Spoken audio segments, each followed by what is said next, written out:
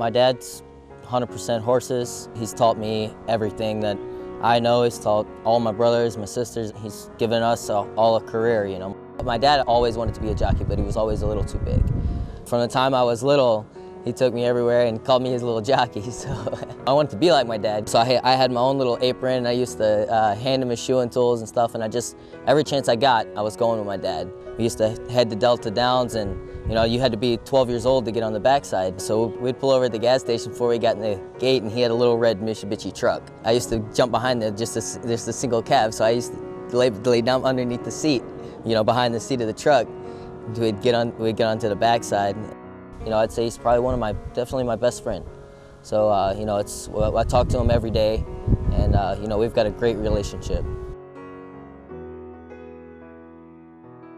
Emily's the greatest. I'm the greatest? Yeah. Oh, I love you.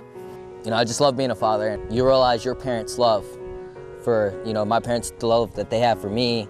It's something beyond what any feeling that you ever had. It's awesome. I love being there for Emmy. You know, I don't get a chance to spend as much time with her as I would like, so you know, I go get her on my days off, you know, have her as much as I can. Well, I'm just getting off at the exit to pick up Emmy. I got lucky, I made great time. I got done early this week. I got done the 7th race. I'm able to make it here in time to pick her up before she goes to sleep for the night. You know, it's just so awesome watching her grow up, and you know, every week I see her, you see the little changes in her and the new words that she learns and the new stuff that she does. You know, it's an awesome feeling, you know, and you know, it's just a love beyond anything that anybody could, you know, ever feel. And you know, I just try to do the best I can for her, and you know, spend the best, most quality time I can with her. Say bye-bye, fishy. Bye-bye, fishy. See you later. See you later. Go eat the worms. Eat the worms. Swim in the water. Swim in the water. And we're gonna try to catch more of your friends. No? Okay. All right. You know, I just can't wait for, you know, the years to come, for her to get older and, you know, watch her grow up. You know, I want her to, you know, be able to have the relationship like I do with my parents. You know, I can talk to my dad, I can call him up no matter what it is. When Emmy gets older, and even now, you know, we can have that same kind of relationship to where she's able to talk to me about anything, and she feels that she would never fear of coming to tell me something. I can't wait till she, you know, she gets older where she can look back and see that I've done my best for her. You want to throw him back? Kiss him. Kiss him? Okay. And I truly care about her, and I love her more than anything under the sun.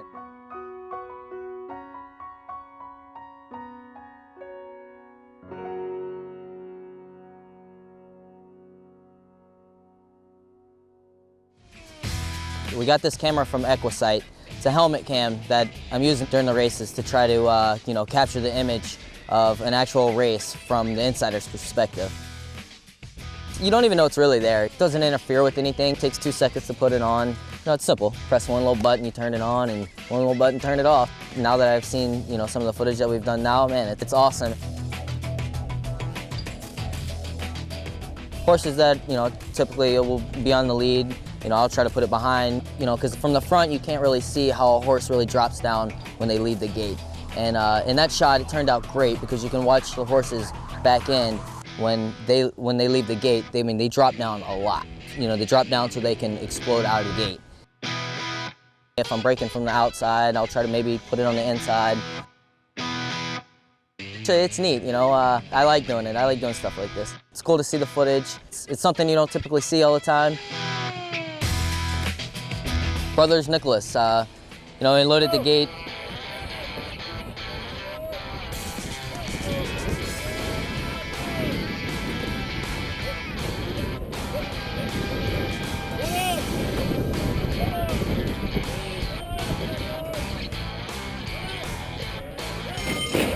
He left up pretty good.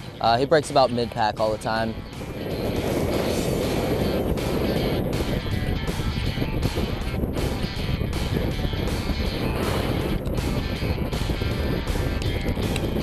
And the horses on the outside, they started to drop in a little bit. So I kind of had to take a little bit of hold of him, and I dropped in behind the 4.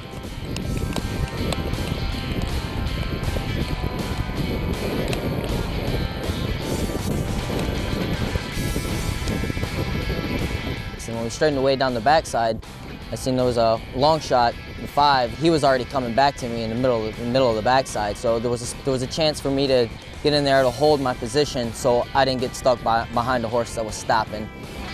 I chose to use my horse a little bit early, about the 5/8 pole, and ask him. It was a little tight in there when I don't think James really realized that I was there until it was too late. I was already in there, and yeah, it was a tight spot, but it gets tighter than that for sure. I felt like I needed to hurry up and get in that spot before I got shut off. There was a horse that was alone on the lead. He was running off, so I just let him pick it up slowly as we went around the turn. I still had the horses on the outside of me. Started to ease out a little bit as we turned for home. When I asked him, he kicked on.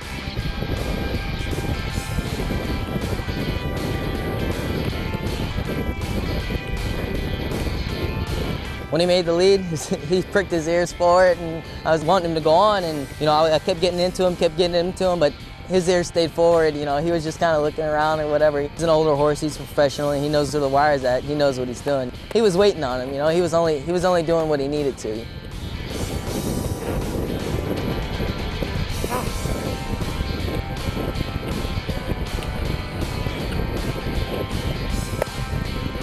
Brothers Nicholas at 3-5 first. Princess Speed gained second.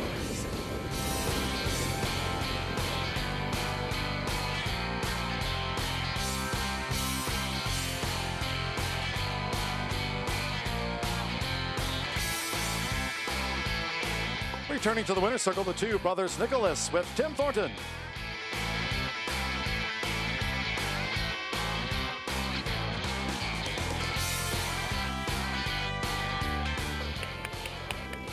Thank you, Heidi.